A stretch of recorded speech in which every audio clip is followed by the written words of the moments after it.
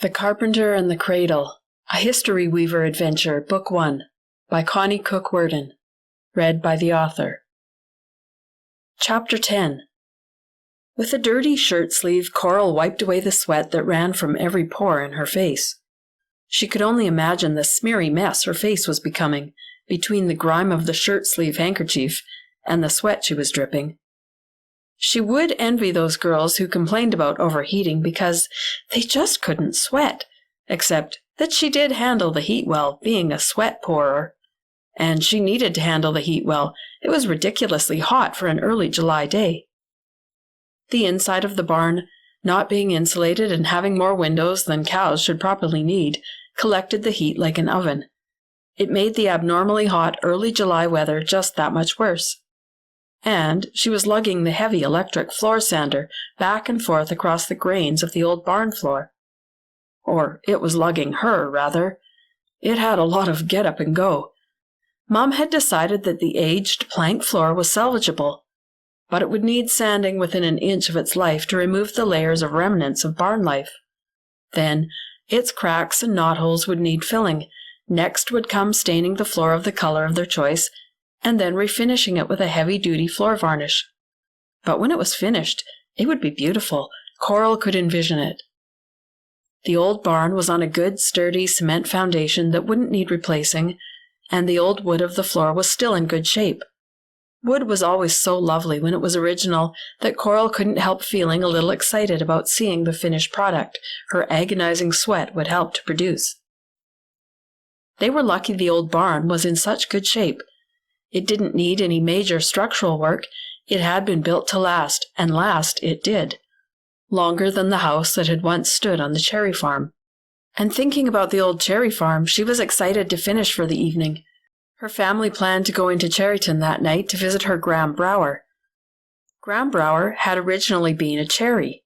The farm was hers, really, but she lived in Cherryton, which had been named after the Cherry family. One branch of the family had moved off to Beaver Row and settled the old cherry farm. Although she had grown up in Beaver Row, Graham had moved to Cherryton in recent years to be in a bigger center. There she had a small, neat house on Marion Street in Cherryton. Coral's mum, Caroline Lyons, who had also grown up on the cherry farm in Beaver Row, had discovered that she missed the old farm. When she'd lost her husband 2.5 years ago and found she could no longer make ends meet in the city where she and her brood of 4 were living, she decided to make the move back to Beaver Row and try to make a go of things there. She could have the property rent-free. With the old farmhouse condemned and demolished, the land had been for sale for years without any buyers. Graham had given up on selling the place and told Caroline that she and the kids may as well start living there as soon as they wanted, seeing it would someday be Caroline's to inherit anyway. And Caroline had decided that now was the right time. The only problem was that they had no money to build a house from scratch. But that problem was solved by the beautiful and structurally sound old cherry barn, still standing on the old cherry farm. It would even be just the right size for the family of 5. Coral checked her watch and was happy to notice she only had another 15 minutes of sweating time before she could decently call it a night. She'd be in reasonable time to go and heat water on the propane stove in the travel trailer for a quick wash in their makeshift outdoor shower. It would be great to see Graham again. They'd only seen her once since their move back to Beaver Row. When they'd lived in the city, they saw her seldom. Living in Beaver Row, they'd hopefully see much more of her.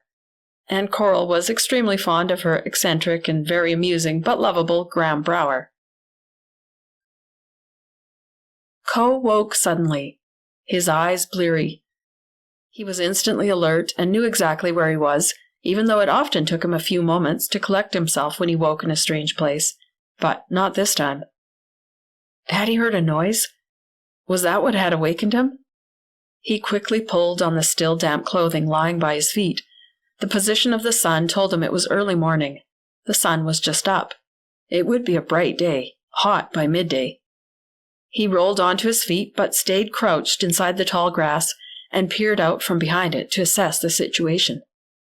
He didn't see anyone or anything that could have made a noise to wake him. He looked behind him and still saw nothing that shouldn't be there.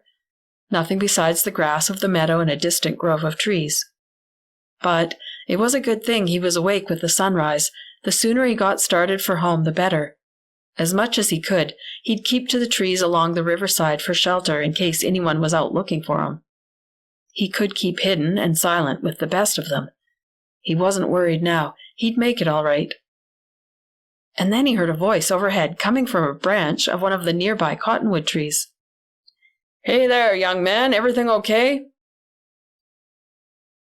June whistled the prearranged signal to let Georgie know that she, July, and Fern had arrived at the treehouse. When they had met the day before, they had agreed that they would come and find each other at 3:00. It was now 1/4 that time, but June and July had been held up by chores under their mother's watchful eye before biking over to Fern's house to keep her company for the ride to theirs. Georgie took another few minutes to appear, with June and July intermittently whistling their signal. They could, of course, have just called to announce their presence, but whistling the signal felt so much more clandestine and proper.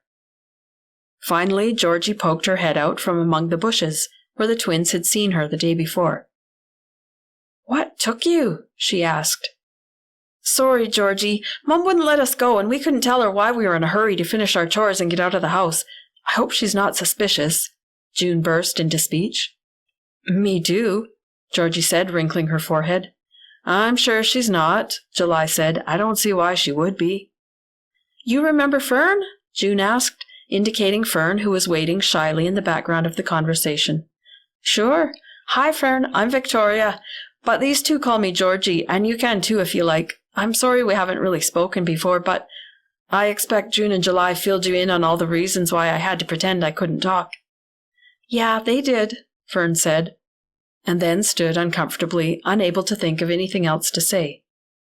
"So, Fern, do you want to tell her the news?" June prompted. "Oh, right," Fern started a little. "Well, it's just that the twins asked me if you could stay in an old storage shed on a rental property my family owns. No one's living there right now, though, so you'd kind of have it to yourself. And the shed isn't kept locked because there's nothing in it to steal, so you could come and go as you like, and hopefully no one would see you. There are no near neighbors anyway, so that's good. Oh, yeah, and I told them I thought it would be all right for you to stay there, I mean."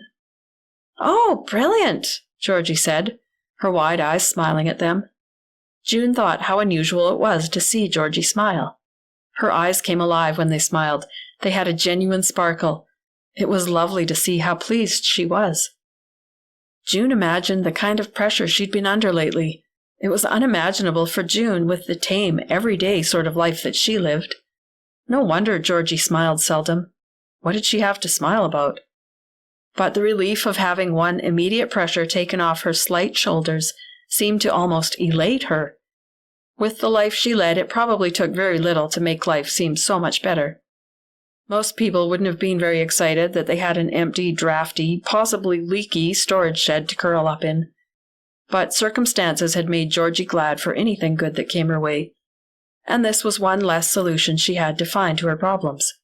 At least, her immediate problems. June felt a warm glow that she'd been able to bring that shine to Georgie's eyes. Maybe this would all turn out somehow.